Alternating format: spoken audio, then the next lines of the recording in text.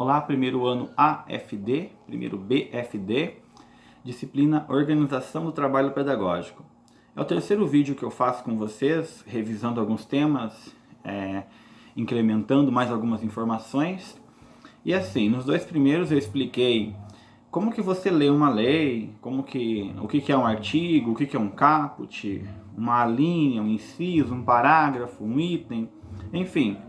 Falei de modo geral sobre como a legislação está organizada, né? Sobre como eu vou interpretar essa legislação. Bom, nesse próximo vídeo eu quero falar com vocês um pouquinho sobre a Constituição e os motivos de nós estudarmos essa Constituição. Nas primeiras aulas que eu dei para vocês, eu já tinha comentado, né, que a Constituição é a lei máxima de um país.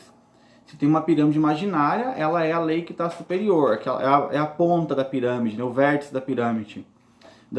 Por que ela é? Porque, basicamente, qualquer lei, qualquer documento que você vá fazer, independentemente da esfera, seja civil, seja criminal, seja educacional, você precisa respeitar aquilo que está disposto em uma Constituição. Bom, o que é uma Constituição? De modo mais grosseiro, menos técnico, é a lei máxima que compõe um país. Você pode definir assim. E por que Constituição? Significa que a partir daquele texto o país será constituído, será organizado. Aquele texto vai ser, de certa forma, a visão que nós brasileiros temos do estado em que queremos, do país em que queremos, né? Estado no sentido de país. Eu vou retomar com vocês aí algumas noções essenciais. Pense assim, a Constituição ela pode ser, a nossa de 88, ela é uma Constituição extremamente extensa, é uma das maiores do mundo, eu não sei se é a maior, mas ela é uma das maiores do mundo. É uma Constituição rígida, ou seja, para você alterar qualquer legislação dessa Constituição dá um trabalho imenso, né? E eu vou explicar por que tem todo esse trabalho, qual que é esse contexto histórico que nós estamos inseridos. A nossa primeira Constituição é de 1824, Constituição Imperial. Ela é uma Constituição outorgada. Outorgada é quando é feito por um ditador ou por uma pessoa só, né? Pode ser feito por várias pessoas, mas sobre o domínio de apenas uma. A de 1824 tem poderes, tem legislativo junto, mas tem o chamado poder moderador, ou seja, o imperador Dom Pedro I, ele modifica o que ele pretender, o que ele quiser. Ele pode simplesmente dissolver a Câmara, pode terminar isso, pode anular o julgamento. Então é uma Constituição outorgada, porque o poder está nas mãos de apenas uma pessoa ou de um grupo pequeno. A segunda é de 1891, é uma Constituição promulgada, igual a nossa atual. Qual que é a diferença de promulgada para outorgada? Outorgada num regime ditatorial, centralizador. Promulgada, existe uma Assembleia Constituinte que elabora. A de 1934 também é promulgada, surgiu na era Vargas, sob pressão da Revolução Constitucionalista de 1932.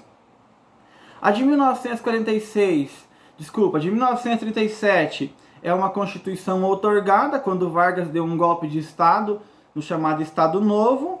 A de 1946, a partir daí começa a interessar para nós, porque a de 1946 vai ser a Constituição vigente quando a LDB 4024 de 61 foi aprovada, foi sancionada. Então, nas próximas aulas eu falarei também, de modo resumido, da CF de 46. Das outras, não cabe eu ficar comentando, porque não faz parte do nosso objeto de estudo. Depois de 46, nós tivemos uma Constituição outorgada, que é a de 1967, no regime ditatorial, né, um período de exceção, por assim dizer. Aí nós temos uma emenda constitucional em 1969 e depois, finalmente, nós temos a nossa Constituição de 1988.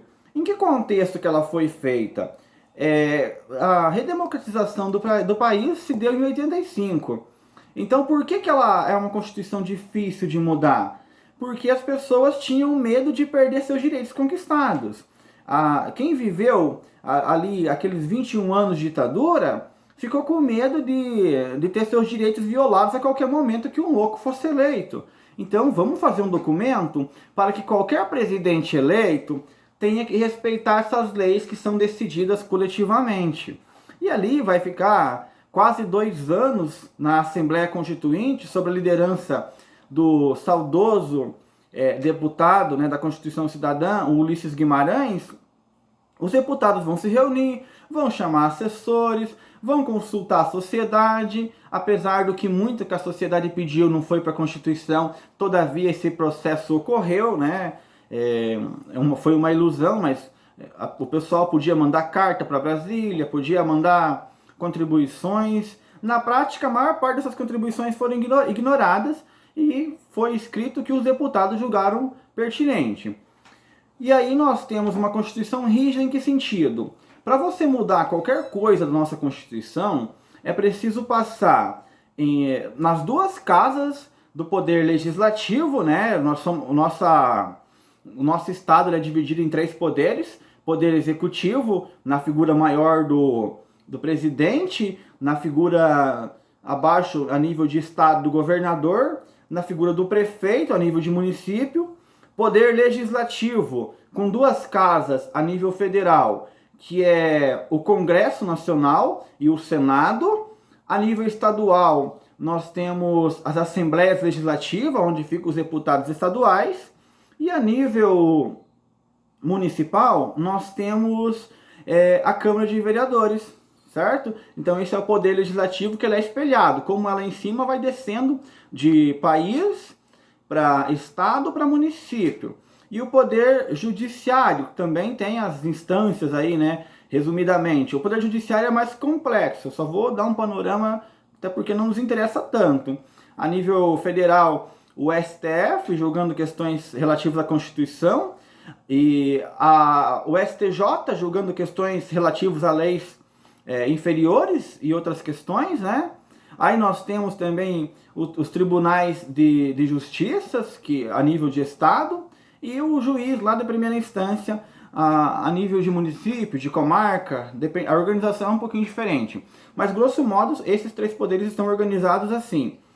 E o que eu quero dizer? Para mudar uma Constituição, a nossa Constituição, especificamente de 88, é necessário com que o texto constitucional passe por 2 instâncias, ou seja, passe pelo Congresso, pelos deputados federais, e obtenha 3/5 dos votos de todos, não é dos presentes, é 3/5 de todos. Vai pegar os 513 que tem atualmente e tem que ter 3/5. E 3/5 dos senadores. O mesmo texto tem que voltar um segundo turno para o Congresso aprovar por 3/5 de novo, sem alterar, e para o Senado aprovar por 3/5 novamente. Então, qualquer mudança na Constituição precisa 3/5, 2 turnos e 2 casas. É uma Constituição dificílima de ser mudada. Por quê? Porque assim, imagine, veja o Temer foi presidente. Para fazer a reforma da Previdência, o que era preciso? Ele obter todo esse apoio no Congresso. Então, para fazer vou usar uma palavra meio estranha, para fazer uma caca no Brasil, para o presidente fazer uma caca, ele não faz sozinho. Ele precisa convencer 3/5 das 2 casas para poder fazer uma caca gigantesca, certo? É uma maneira de você evitar. Imagine lá, eleger um maluco qualquer, sem nenhum senso, e ele resolve rasgar os direitos dos brasileiros. Para ele fazer isso, ele vai ter que pagar um preço e convencer um número significativo de deputados e senadores. Daí a preocupação, inclusive, de não votar apenas em presidente, mas se preocupar com quem você elege para o poder legislativo. Afinal, num sistema presidencialista igual nós vivemos, o poder legislativo ele influencia muito nas decisões do executivo. O executivo não faz nada ou faz muito pouco sem o apoio no Congresso, principalmente, e no Senado de modo um tanto menor. É uma Constituição extensa, já falei, é uma Constituição rígida, porque é difícil mudar.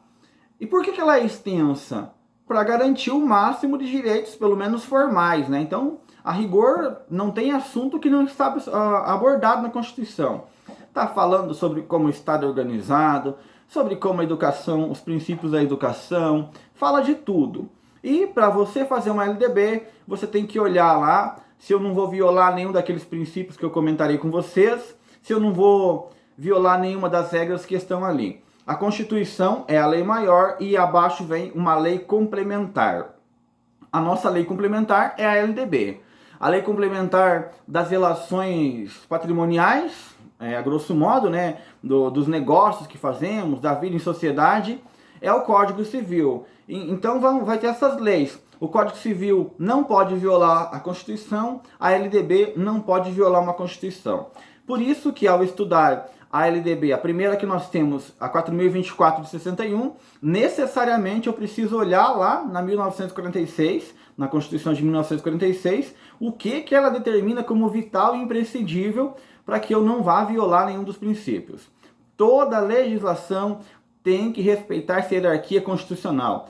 E aí, já um adendo, creio que tenho explicado por aqui, essa questão da nossa Constituição, do contexto histórico, muitos artigos para garantir os direitos conquistados, medo de perder poder de novo e de ter outro golpe militar, medo de entrar um maluco e transformar tudo. Eu acho que eu já expliquei a característica da Constituição, expliquei os 3 poderes, como funciona, né? O poder executivo, ele executa as leis, ele administra os recursos.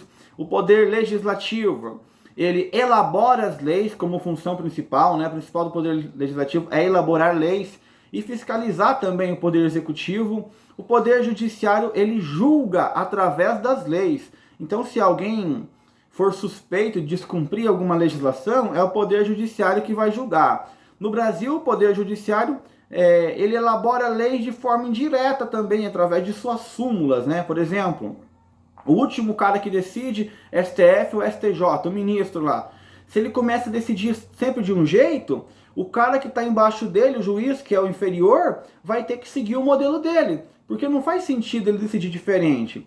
Imagine lá, deixa eu colocar o Moro, que o Moro é mais fácil de dar exemplo. Imagine o Moro, na primeira instância, decide da maneira tal. Lá na última instância tem um STF que o posicionamento é diferente. Quando subir, a decisão do Moro vai ser reformada. Então, os ministros ganharam um poder bem forte no nosso sistema. Qualquer decisão deles afeta toda a hierarquia. É sempre por escadinha. Mudou a Constituição, muda tudo, tudo. Então a lei, você vê artigo que é revogado tacitamente. Artigo na educação, na LDB, que não tem mais valor. Por quê? Porque foi mudado. Emenda constitucional que mudou a LDB. E aí você vê aquelas leis riscadas, revogada pela lei tal, revogada pela lei tal. Uma lei superior sempre tem o poder de anular o que está descrito na anterior.